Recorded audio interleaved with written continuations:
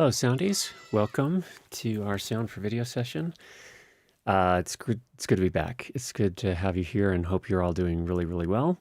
Let's jump on over to our agenda and take a look at what we have for today.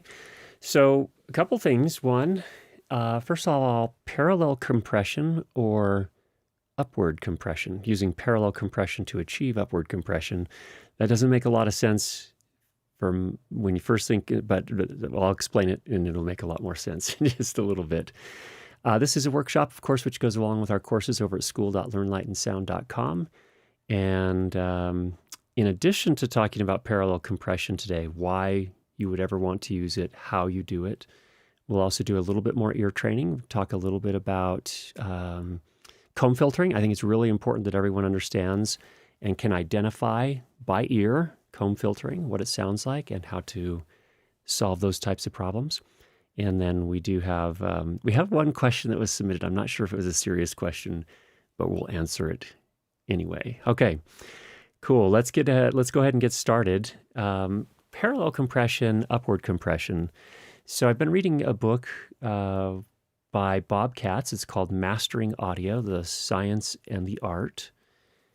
Incredible book. Bob Katz has been a mastering engineer for a number of decades and is, in fact, one of the members of the Audio Engineering Society who's been involved in writing some of the papers and editing some of the papers in regards to mastering, loudness, loudness normalization, those types of topics. And in fact, was involved in the 2021 paper, I think, as kind of the main author on making recommendations for streaming loudness. So in any case, Bob has this book that's in its second or third edition, I can't remember, but he talks about a variety of different things. And one thing that he talks about is using compression to make audio louder, but to do it in a way that is transparent, that doesn't sound super compressed. So let's head on over to our Mac here and let's just start. Let me just demonstrate here what you don't want to do.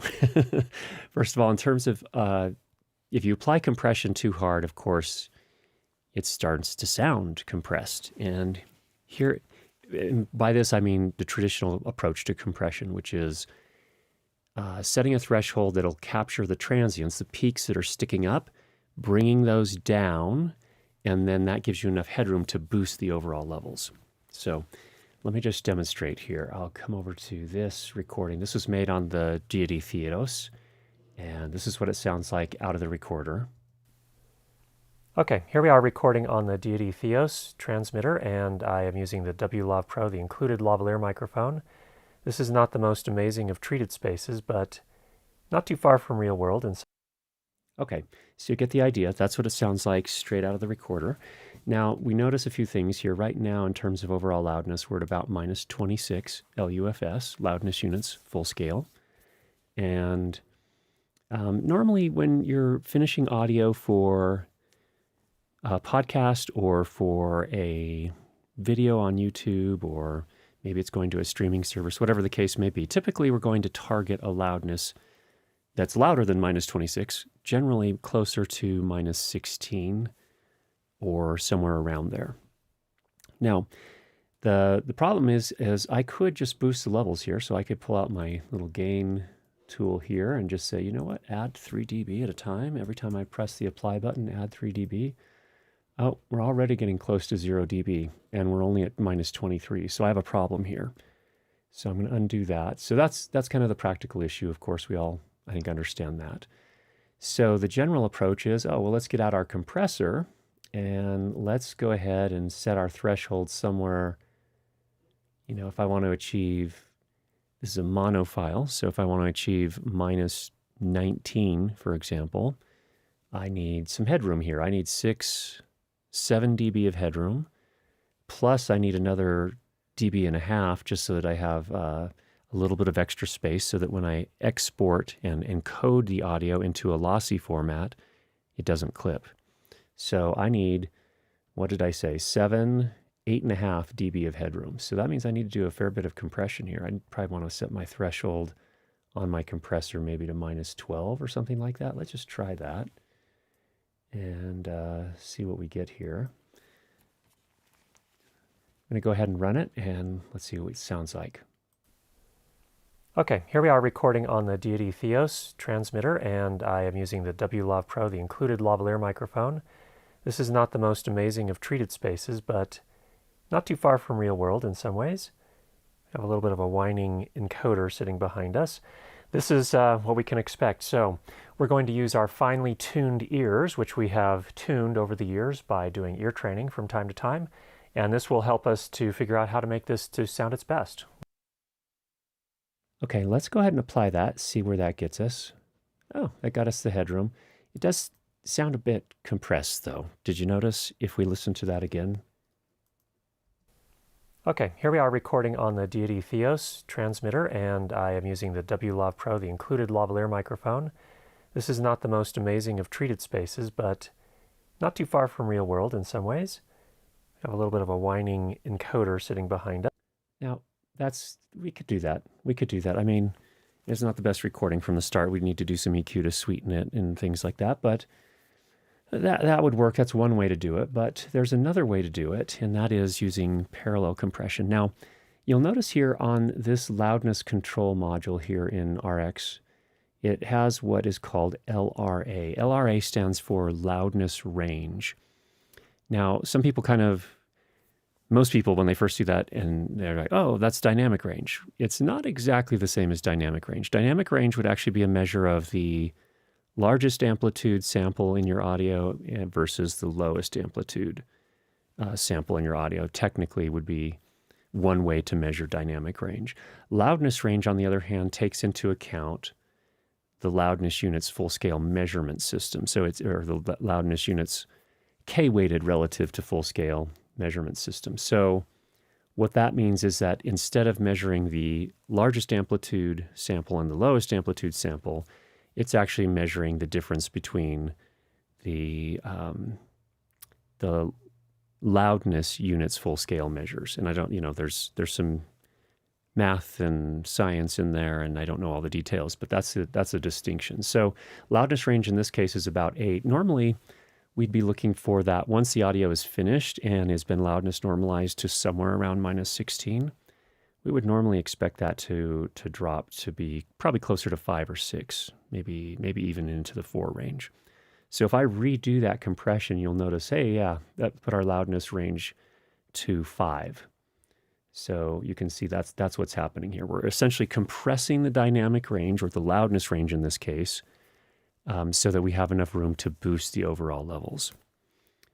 And that sort of optimizes the listening experience for dialogue audio for people that are listening on less than ideal playback systems in less than ideal locations, earbuds in a subway or on an airplane or things like that. So that's the idea here.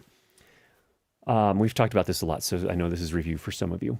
But another approach we can take, instead of taking the largest amplitude transients here and squashing them down, another thing we can do to help out, maybe not to replace all of that effort that we did, but maybe to help out, is to do upward compression. So in upward compression, what you're doing is you're not necessarily changing these highest amplitude transients. You're pretty much trying to leave those alone.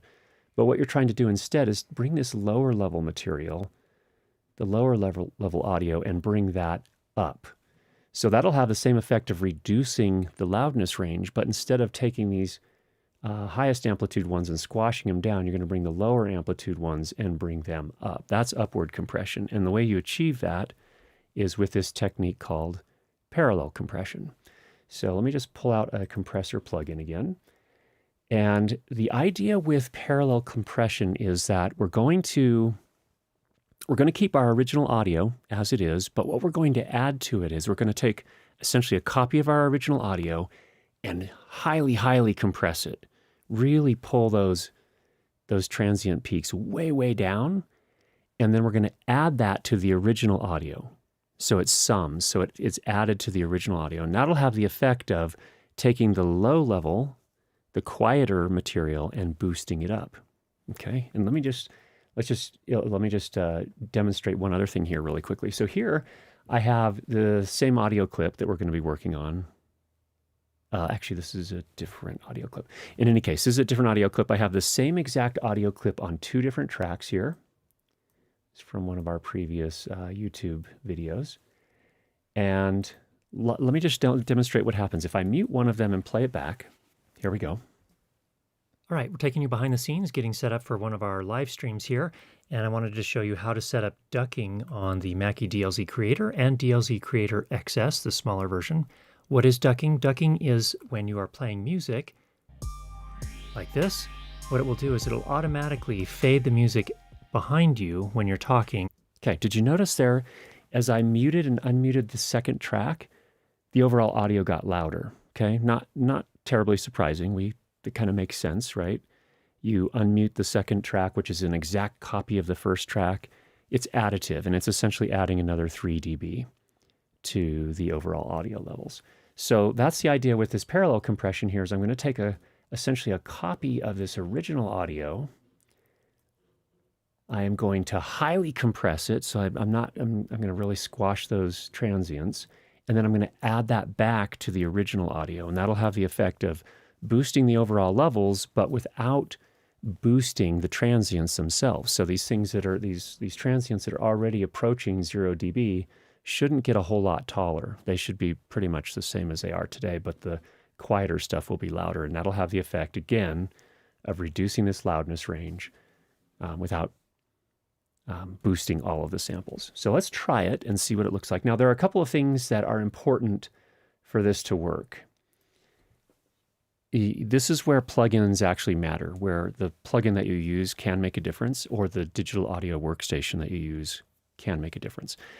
In light of the fact that we're going to take a copy of our audio and highly compress it and then add it back to the overall mix, the process of compressing the audio takes some time. So there's some latency. There's some amount of time that it takes for the computer to process that audio and then add it back. And if you don't compensate for the amount of time that it takes, then you can run into comb filtering or other phase issues.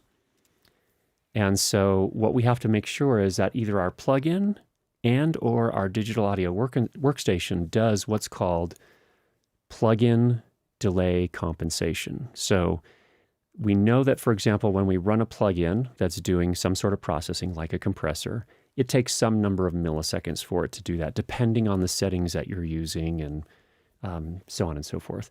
And so in a digital audio workstation where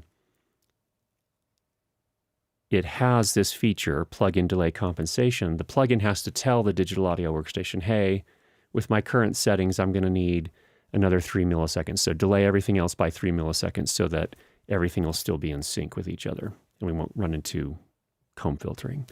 So that's one thing, that's one approach. So if you have that in your digital audio workstation, then what you can do is essentially, you can just create another track, make a copy of the audio, create another track, and on that second track, you can apply the compression.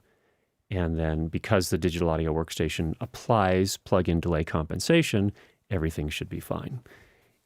However, if it doesn't have that, there are other ways to achieve it. And one way is with a compressor like the FabFilter Pro C2, which is a compression plugin. And it has this little magic down here where you can apply the dry signal, which is the original audio, plus you can choose how much of the compressed audio to mix in with it here. So what we're going to do here is we're going to use this plugin all on its own to achieve that. And the plugin itself takes care of the delay compensation. It doesn't need the digital audio workstation to do it for it. It can do it because it's doing it all right here in the plugin. All right, so the way to achieve this, the way to achieve the upward compression or the parallel compression in a fairly transparent way. First, this is going to shock some people, but we're setting our threshold at minus 50 dB. This is going to be super compressed. All right, so what I'm going to do here is let's just let you hear what that sounds like without doing the parallel compression. Let's just do that. I'm going to set the threshold or the ratio, excuse me, about 2.5 to 1. Super fast attack. a release around 200 to 250, somewhere in there. And we can tune that a little bit as we look at it. Incidentally, I do have oversampling on, and I do have look ahead on. So look ahead, in essence, what that does is it actually reads the audio that's coming up and prepares to react to that. So that's one of the ways you can get these super fast attacks, is that it's actually reading the audio before it actually plays the audio. So it can react very, very quickly. So here's what this awful compression sounds like on its own. Here we go. Okay, here we are recording on the Deity. Theos transmitter, and I am using the WLAV Pro, the included lavalier microphone. This is not the most amazing of treated spaces, but not too far from real world in some ways. We have a little bit of a whining encoder sitting behind us. This is what we can expect. So we're going to use our finely tuned ears, which we have tuned over the years by doing ear training from time to time. Okay. What do you think? Danny gave me a funny look. That means it's in and of itself. AM radio. It sounds like AM radio over compressed. So I am sure that all of you out there with your finely tuned, trained ears, which we have worked on over the last couple of years here, we're able to tell, hey, that's not a great sound. Maybe we need to do something about that. Well, let's try it as a parallel compressor. So what I've done here is I said, okay, dry gain. I want 100%. That's the original audio, unprocessed. I want that mixed at 0, right on, like original audio, nothing changed. And then I'll also mix in some of this very, very, very compressed version of the audio at about 5 or 6 dB lower, just to see what that sounds like. So let's see what that sounds like. Okay, here we are recording on the Deity Theos transmitter, and I am using the WLAV Pro, the included lavalier microphone. This is not the most amazing of treated spaces, but not too far from real world in some ways. We have a little bit of a whining encoder sitting behind us.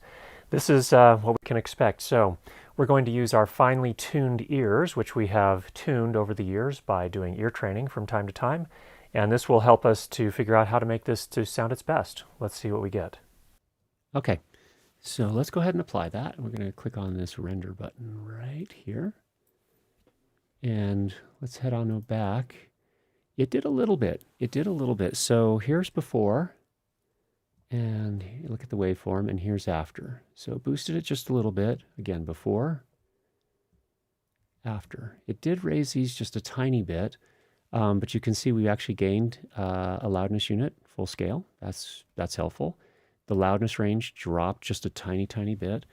What we're aiming for here is something very, very transparent. We want to get loudness, a little bit more loudness, without sounding processed, without sounding like we've done something really, really drastic to the audio.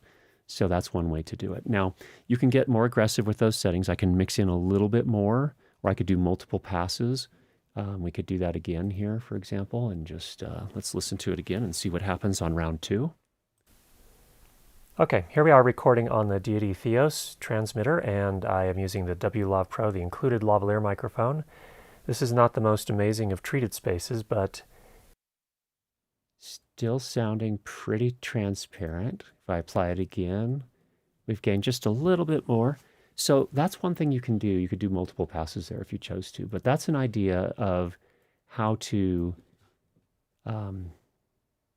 increase the loudness in a very, very transparent way. Again, let me go to before. That's what it looked like before, and this is what it looks like after. We still have some true peak headwind. What I would do now is, at this point, I would probably do some leveling. We covered that in a video of mine probably 3 or 4 weeks ago. Or we could do some downward compression at this point to give ourselves a little bit more headroom and then boost our overall levels. So that's the idea of parallel compression. Let's come on back out to the chat and see what people have got going in the chat here. Mark, breaths are enhanced but leveled out, louder than previous sample. Yes, so there will be some breath processing you'll need to do. Depending on the voiceover or the person who's done the voicing, you will need to manage the breaths. So you can use a debreath plugin, or you can manually just highlight the breaths and attenuate those to some extent. That's usually what I do. Is up compression and parallel compression the same thing? In this case, we're using parallel compression to achieve upward compression. So parallel compression is the technique to achieve the result of upward compression. So they're not always the same thing. And in fact, what's interesting is if you go out on YouTube and you look for, just do a search for parallel compression, you'll find about 10 million videos from musicians, people that work on mixed music, who use parallel compression in a slightly different way to achieve an intentionally colored sound, something that sounds more punchy, something that sounds like it has more attitude. And what they're doing is they're changing the attack and the release to kind of intentionally impart some of that sound, and they're actually maybe mixing some of the compressed audio to the original audio in a more aggressive way. So it can be used to achieve different things. The way we did it with a very, very, very fast attack and look ahead, and the somewhere around 200 millisecond to 250 millisecond release, that is intended to sound as transparent as possible, so it doesn't color the spoken word audio. So it's a slightly different technique, but they are related. Before you did the parallel. This was Needs serious EQ as well. Yeah, absolutely. Completely agree, Matt. That was a lavalier sample that is unprocessed otherwise, which sounds like a lavalier. My least favorite type of microphone. We have an off-topic comment. Do you want that later? We have an off-topic comment. This is a fine time. So that's a demonstration of upward compression. Daniel says, are instrument or full-range lavalier mics diaphragm size of any benefit to transient response versus a pencil condenser, small diaphragm condenser, i.e. a DPA 4060 lav versus DPA pencil mics?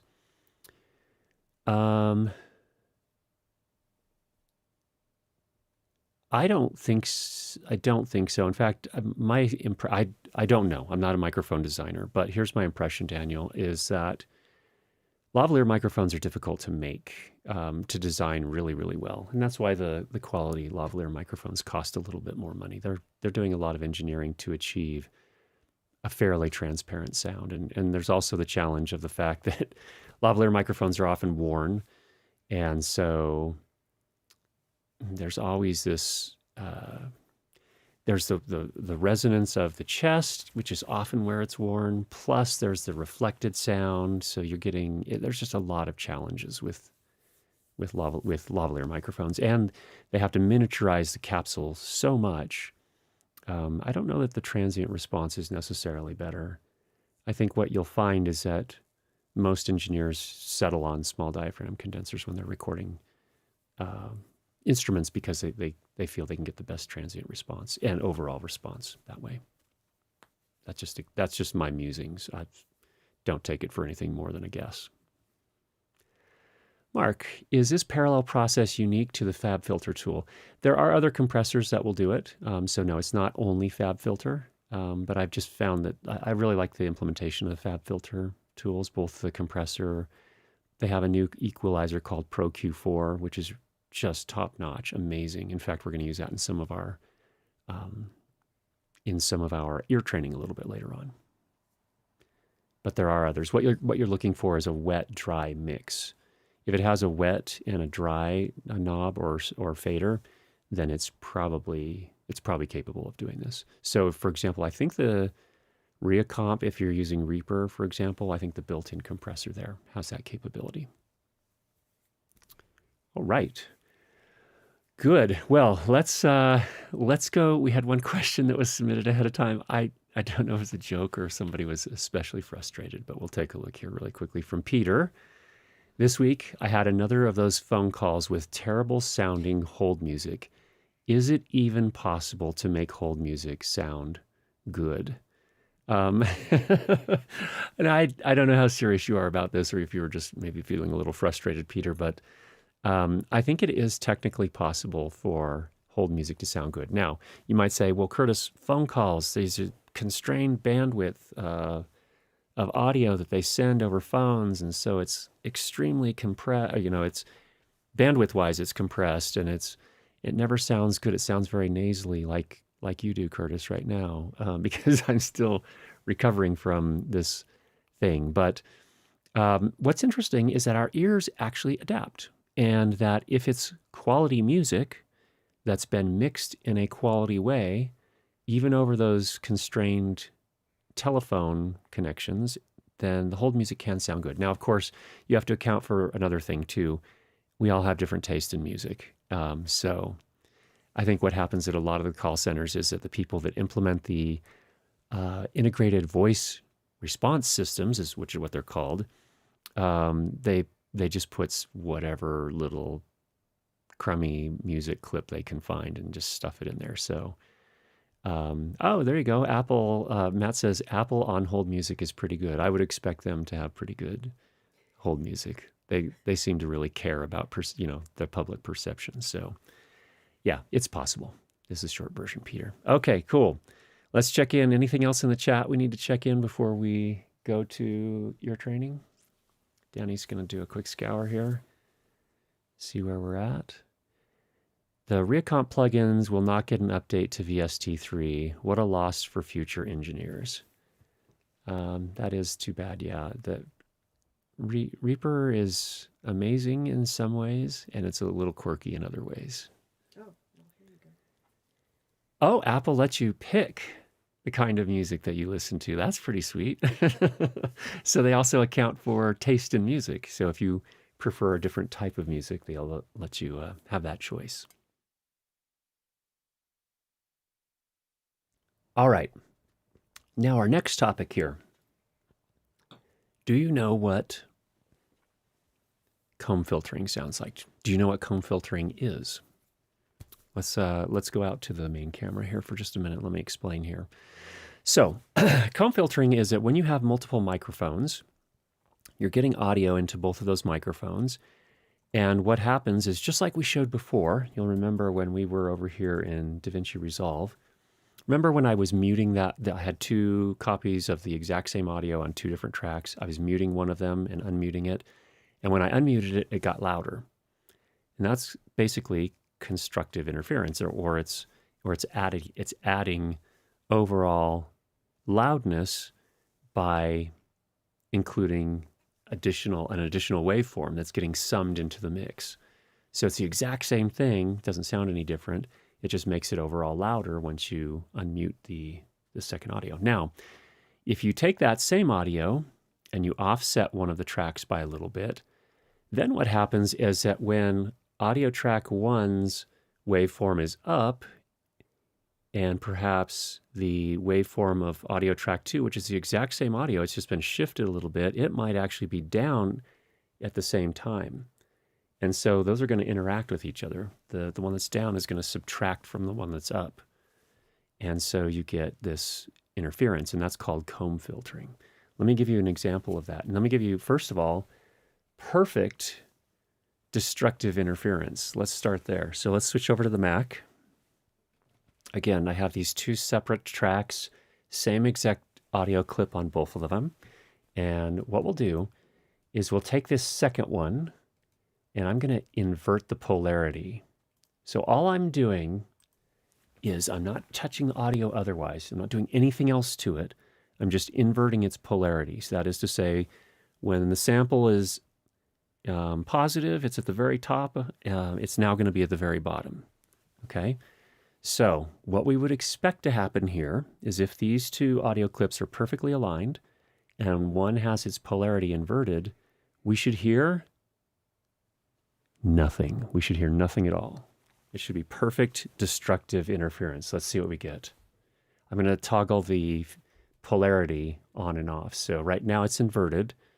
And as I turn the inversion off, we should hear it again. And I turn the inversion on, you should not hear it. Let's see what we get.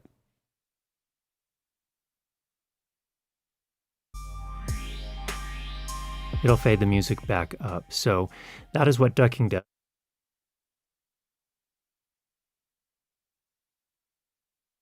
Actually control ducking to turn it on and to turn it off. So we find an empty pad. Incidentally, watch the meters. So I have track 1, track 2, and our mix. Watch what happens to the meters as I turn this or invert this phase. Here we have one.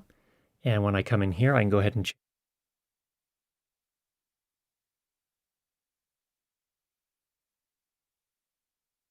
notice here, I still get audio on audio tracks 1 and 2, but the mix is nothing. That's because we inverted the phase, and it's perfect destructive interference. Or switching off the polarity again. Control to take place. Now, in the case of ducking, it probably makes most sense to put it on toggle. So I can press it once to turn ducking on, press it again to turn ducking off. Okay, so everybody follow there? Let's check in with the chat. Everybody with us? Does that make sense? Does that make sense what's happening? It's just basic math. This is before you did the demo. This is before we did the demo here. Matt says, I have to say, AI is getting good. Quote, comb filtering is a phenomenon that occurs when a sound is combined with a delayed version of itself, resulting in a sound with notches and peaks. The frequency response of the sound resembles a comb, which is why it's called comb filtering. That's not a bad definition. It can be more than just delays, although that's often what it is. So why does this matter? Why does this comb filtering thing matter? So we did perfect destructive interference there, and we did that by having 2 copies of the exact same audio, perfectly time aligned, and I inverted the phase on one of them. When I inverted the phase, you heard nothing in the mix. And that's because they were basically canceling each other out. In fact, we can look at that and show you that. We have another really good comment. Oh, we have another really good comment from Audio Buff. In live audio, we deal with comb filtering all the time when we have a stereo speaker set up. There are techniques where we can acoustically move the comb filtering phasing into the aisles. That is really cool. That is pretty cool. So you're optimizing the mix for the audience there and putting the weirdness, moving the weirdness into the aisles so that the people that are seated are actually getting the great experience. Let's switch back over to the Mac. Let me just demonstrate or show this really quickly here again. I'm going to zoom way in so that we can see here. Put our pointer right there. Okay, we're getting in really close on the waveform here, and you'll notice here where I put the marker, notice the waveform is up in the positive position on both waveforms, right? Okay, now, comb filtering. So we did perfect destructive interference, and what we did is we essentially flipped this one around. And I wonder if it does that I wonder if it visually does it. No, it does not visually do it. So it doesn't show you what it's actually doing to the waveform. But what if we took this clip right here and just moved it a little bit? Okay, now when this one is up, this one's in a different spot. It's actually neutral here. We could even maybe, we can only have so much resolution. Okay, so those are offset by just a little bit now. All right, now we're going to play this back. You tell me what you hear. Press it again to turn ducking off. We'll go ahead and choose ducking as the control mode.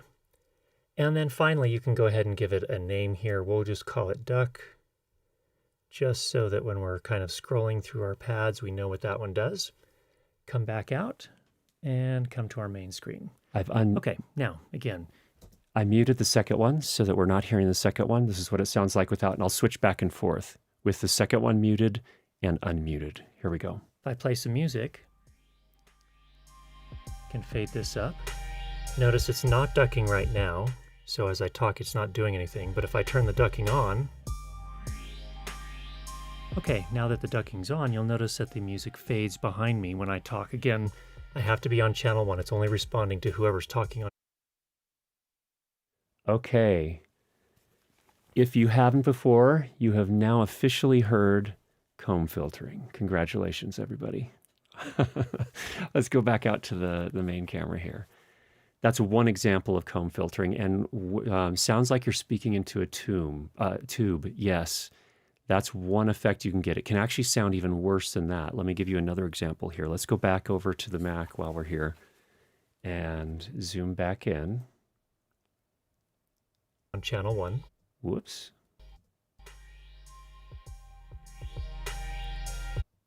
Okay, I can move this one even more. See what it sounds like now. And you notice it takes a few seconds before it re-engages the music or fades the music back up. So that's how you set up ducking on the Mackie D. Oh, now there's robotic Curtis. That's a nasty, nasty sound. So Why does this matter? First of all, as a good audio engineer, which you all are, and because you care, you should be able to identify this very, very quickly and then fix it. So you would know, oh, hey, I've got 2 copies of something. Sounds like something's not perfectly time aligned. I need to go take care of that. There are a couple different ways. The phase shifting is very, very noticeable. Absolutely, Eric. Completely agree. Especially on that second one where it starts to sound more robotic. When does this arise? Sometimes this arises during production audio recordings. So if you are putting wires or wireless lavalier microphones on your talent, plus you're booming with a shotgun mic or a boom mic of some sort, the reality is that the distance of the sound source from each of those mics is different. And so they're not going to be perfectly time aligned. So you will have your headphones on and you'll be listening to it. And for those that are brand new, sometimes they freak out. They're like, oh, this doesn't sound that great. What's wrong? What's going on? And what you know now, because you came to today's session, is that, oh, there's some comb filtering going on. That's okay in this case. That's why you have the phase invert button in a quality audio recorder mixer. You can try flipping that and see if it sounds better just for while you're recording, but you don't have to. What you can do also is solo each of the tracks to make sure you're getting a good, clean signal on each of them.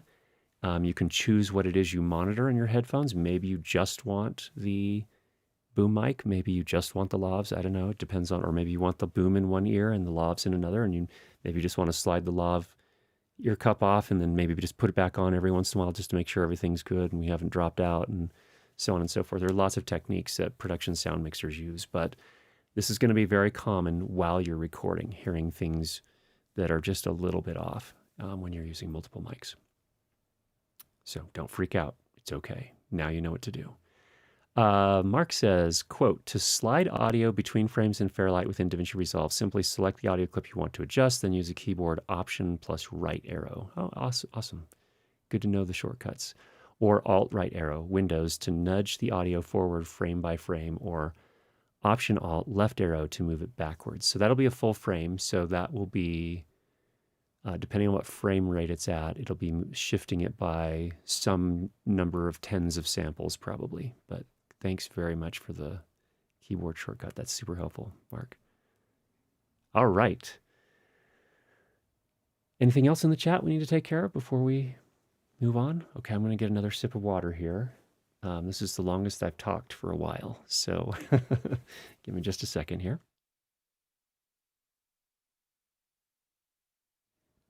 Okay, friends, it's time for some ear training. Let's jump in here and do a little bit of that. Actually, let's go back to the main screen. Don't want to show anybody what we're doing just yet. What I'm going to do is we are going to kind of open things up a little bit. So in the past, we've been very, we could start pretty simple. I'll start simple, but we'll get more advanced here. And again, don't feel frustrated if you're not getting it right away, or you feel lost when you hear the samples. Again, use the best earphones you can. Danny is alerting me. I guess it's second nature to me since all my serious recordings are a 416, a 50, and a Lav 3 recording of every source. Once you get used to it, it's not quite so disorienting. But I do still find myself checking. I do still find myself soloing or pre-fader listening to each channel just to make sure that there's nothing funny going on, and that it is just the time differences between the different channels of audio. All right. Let's zoom out to a normal level. Okay, we're going to apply some sort of effect here, and your job is to figure out what is it that Curtis has applied here. And we're going to use this sample of me talking about how to set up audio ducking on a Mackie DLZ. All right, so it's already somewhat compressed. So it was recorded on the DLZ. The compressor was on, so there's already some compression there. In fact, let's just listen to a touch of that, just so you can kind of orient your ears to what it sounds like compressed. Here we go. All right, we're taking you behind the scenes, getting set up for one of our live streams here, and I wanted to show you how to set up ducking on the Mackie DLZ Creator and DLZ Creator XS, the smaller version. What is ducking? Ducking is... Okay, so there's your kind of reference.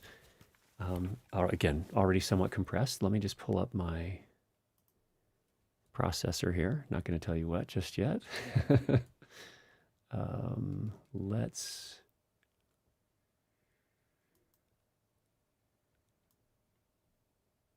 All right, here we go.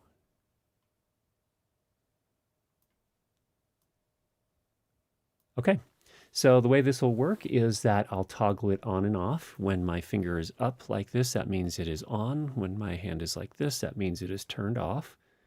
And we'll cycle through a few times so you can kind of orient your ears to it. Here's our first one. Here we go. All right, we're taking you behind the scenes, getting set up for one of our live streams here. And I wanted to show you how to set up ducking on the Mackie DLZ Creator and DLZ Creator XS, the smaller version. What is ducking? Ducking is when you are playing music like this. What it will do is it'll automatically fade the music behind you when you're talking on channel number 1. And when you're not talking, it'll fade the music back up. So that is what ducking does. Let's go ahead and show you how you set that up. Interestingly, you come into the pads and you use the pads to actually control ducking, to turn it on and to turn it off. So we find an empty pad. Here we have one. And when I come in here, I can go ahead and change this to control for the pad mode. And here... Okay, we'll stop there. Go ahead and put your guesses into the chat there. What do you think we applied there? That one was possibly a little bit subtle. Did you hear it, Danny? No. No? Okay. She's got a lot going on, so. No, I Heard a little bit. Okay. Very good. Yeah, let us know in the chat what you think you heard there or didn't hear. And this will be our first step at making our ears even better during both post-production and during recording. So I know we have some latency on the stream here, so it takes a little while before people get it, but here we go. Mild cut at 300 hertz is one guess we had from Mark. Good. Mark Greenberg says a 3 dB boost at 1K? Question mark. Okay, good. Good. I'm putting them up. Danny's putting them up, so I don't have to look at the chat over here. I have one up right now. One's up right now, which is did not hear a difference, okay? This one might have been a little bit subtle. All right, any other guesses? Don't be afraid, don't be shy. If you get it wrong, it's okay. You're in a safe space. We are here to learn together. You're not revealing your ignorance or anything like that. It's all part of the learning process. So here we go. Okay, let's go ahead and switch over to the Mac. Maybe you should check now. Oh, let's see. Yeah, we're good. We're good. Okay. All right, here we go. We're switching over to the Mac so you can see what change we made.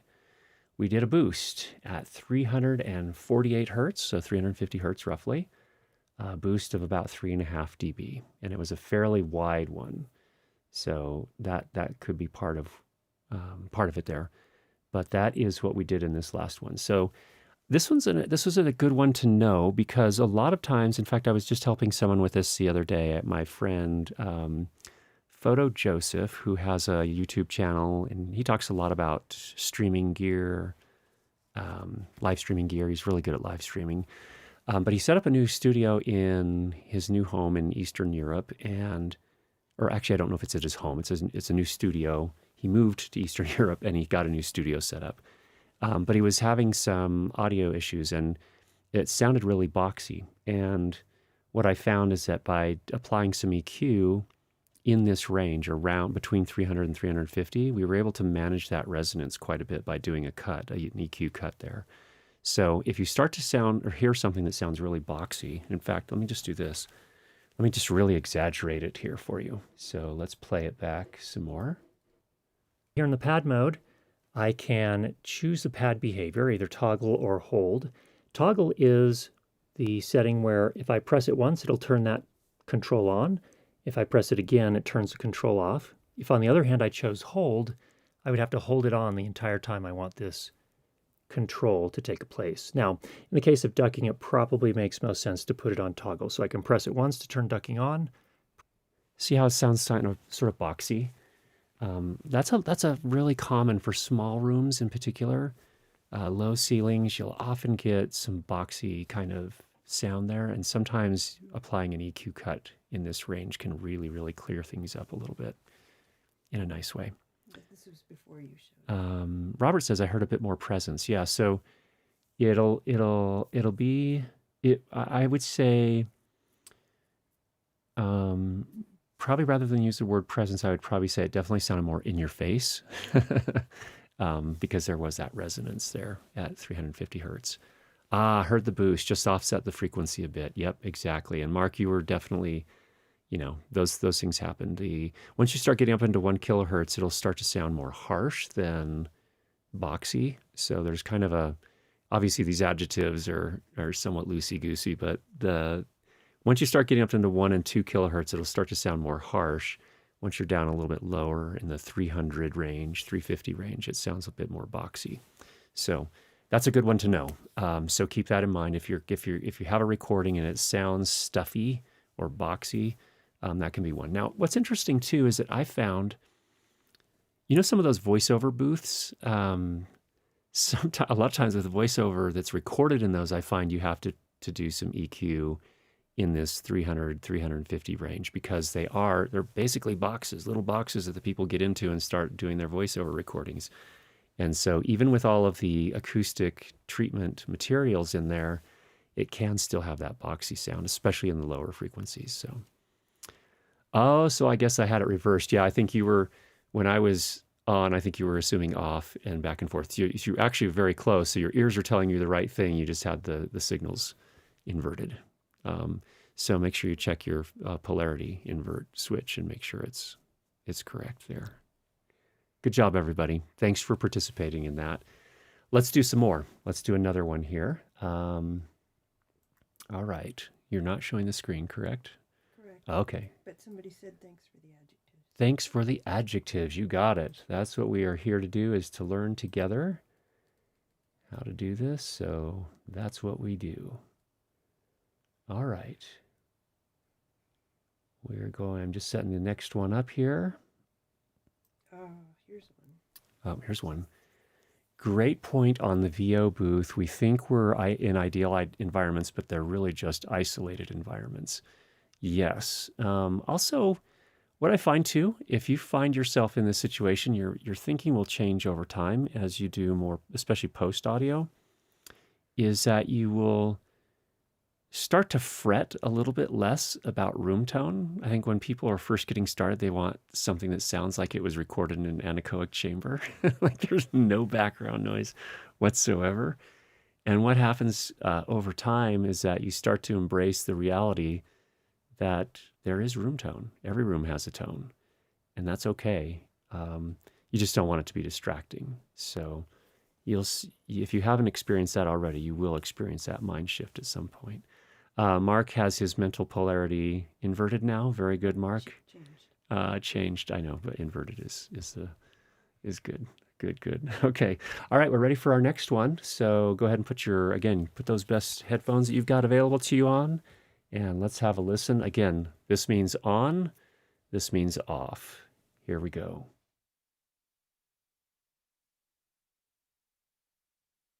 We're taking you behind the scenes, getting set up for one of our live streams here, and I wanted to show you how to set up ducking on the Mackie DLZ Creator and DLZ Creator XS, the smaller version. What is ducking? Ducking is when you are playing music like this. What it will do is it'll automatically fade the music behind you when you're talking on channel number 1, and when you're not talking, it'll fade the music back up. So that is what ducking does. Let's go ahead and show you how you set that up. Interestingly, you come into the pads and you use the pads to actually control ducking, to turn it on and to turn it off. So we find an empty pad. Here we have one. And when I come in here, I can go ahead and change this to control for the pad mode. And here in the pad mode, I can choose the pad behavior, either toggle or hold. Toggle is the setting where if I press it once, it'll turn that control on. If I press it again, it turns the control off. If on the other hand I chose hold, I would have to hold it on the entire time I want this control to take place. Now, Okay, friends, I'm going to challenge you in a different way. So I'm not interested in frequencies this time. I just want you to describe the difference in what you heard. Just describe how it sounded different. So when it was on, how did it sound different than when it was off? And go ahead and put that in the chat. Just use a descriptor, a word, We had or some come in before you multiple. said So we already had some come in. 90 to 130 hertz EQ. Okay. Cutting something low mid. Okay, from James. Thank you, James. Boost at 200 hertz. These are good. These are some good guesses. I think a 100 hertz type of bell thing. Okay, that's from Manhattan, New York. Okay, very good. Again, try describing it just with an adjective. A bit thinner when on. Okay, from James. Thank you. Hampton says a bit more boomy. Good descriptor. Sounded more muffled. Also good, Mark. Thank you for that. Oh, more bell warmth thin type thing. Okay, so back and forth between warmth and thin. Okay, that's good. Mark, tough one. On sounds like a low end is being cut. Okay. Fuller when it's in, natural when it's out. Interesting. Thank you, Robert. iPhone. Thanks, Audio Buff. Audio. Mike says he heard a boost in the lows, more bass. Okay, good. Good, good. All right, let's show you this one. This one was a trick. Let me show you what it looks like. So let's switch over to the Mac here. I use something that's somewhat obscure called a tilt EQ. And so essentially what a tilt EQ does is it allows you to boost some frequencies while you're cutting other frequencies around a point. And so when we had it turned on, we were boosting the low frequencies. I tried to make this one fairly obvious. It is actually a 2.3 dB boost and a corresponding cut in the high frequencies at the same time when it was on. And then when I turned it back off, it went back to natural, it went back to unprocessed. So that's what you were hearing when it was on. It sounds a little bit more bassy. And in fact, let me demonstrate again here. So it's on right now. Now, in the case of ducking, it probably makes most sense to put it on toggle. So I can press it once to turn ducking on, press it again to turn ducking off. We'll go ahead and choose ducking as the control mode. And then finally, you can go ahead and give it a name here. We'll just call it duck, just so that when we're kind of scrolling through our pads, we know what that one does. So you hear that a little bit there. It just, to me, it does sound a bit more muffled, a little bit more boomy, maybe even bordering on woolly on the low end there when we turned it on. And that part of that is a couple of things. It is because it is being boosted in the low frequencies, but it's also at the same time being cut in the high frequencies, which gives it that muffled sound, that kind of underwater, slightly underwater, maybe under a blanket kind of sound. So that can be a useful one as well. Okay, that's what we had prepared here as far as ear training for today. Let's go back to the chat for a few minutes. We've got about 4 or 5 minutes. If you have a question, go ahead and tag it with @CurtisJuddAudio, and we'll be sure to bring that up on screen and talk about it. But let's see what we got in the chat generally. Is there some good fun going on? DaVinci Girls, I'm at an iPad and using some new cheap Bluetooth headphones for 10 euros. Maybe not the best idea for ear training. Maybe not the best choice. Okay, this was back when you were talking about voiceover booths. Matt's talking about a voiceover booth. Well, except that room in Apple, quiet room that is a scary room for more than a few minutes. Yeah, if it's an anechoic chambers are very unnatural, I understand. I've never been in one, but in essence, in an anechoic chamber, virtually no sound gets reflected. So as sound comes out from the sound source, whatever it is, it just goes. It never reflects back, which is very unnatural to us as humans. So it's kind of a, I understand it's a pretty weird experience.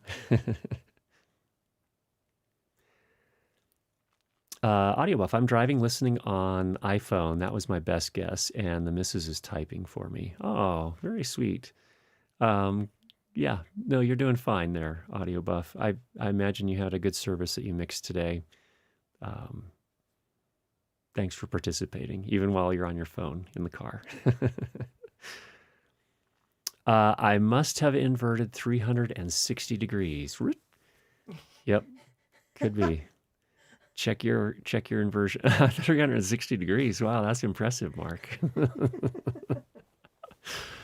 Thanks for keeping us smiling. Mark, woolly. Now that's a good adjective.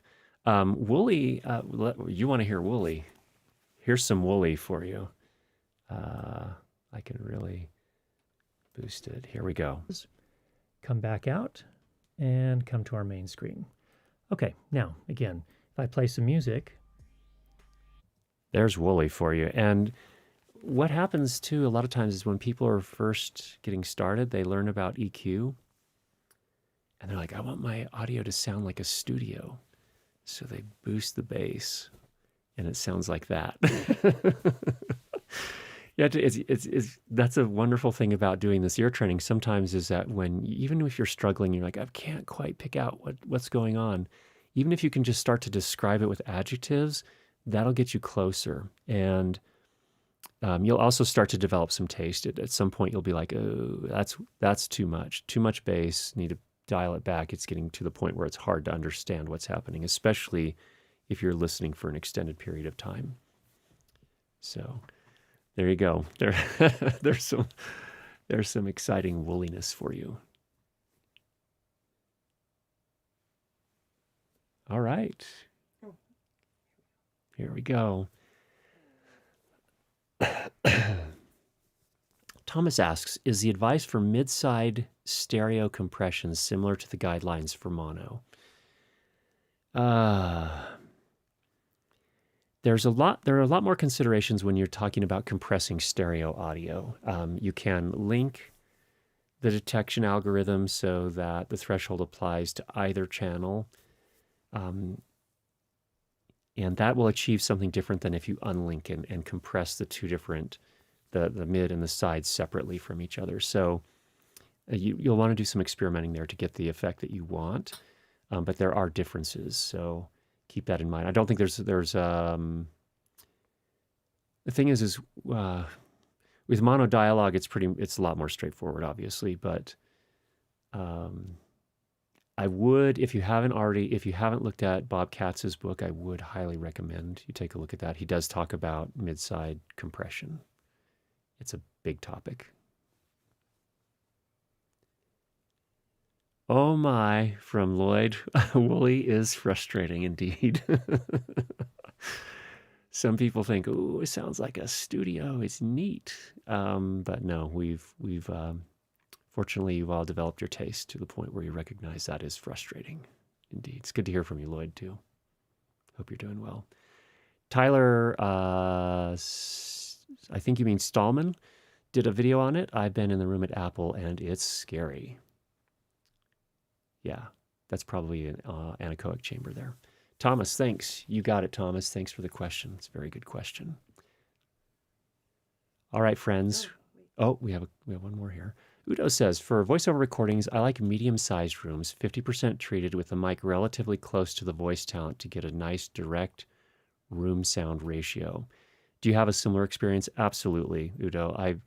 I have found even this room here is a little too small. I like something just a little larger, so often I'll go out into my basement area. And with the sound blankets I've set up, they're set up into a space that's probably 3 or 4 meters by 3 or 4 meters, roughly, maybe 5 meters on one dimension. And that, no, 4 meters? 4 meters. Okay, Danny's kind of tuning me in there. That's about right. Fairly close. Not right up on the mic, not right up like this, but a little bit of space just so that you have to kind of tune that distance to get it to sound just right. but I'm with you on that. All right, friends, thank you so much for coming by to our Sound for Video session this week. It's great to be in touch with you all again. Hope you're enjoying your projects where you get to record and post-process audio. Get out there and make some great sound again this week, and we'll talk to you again next week. Take care.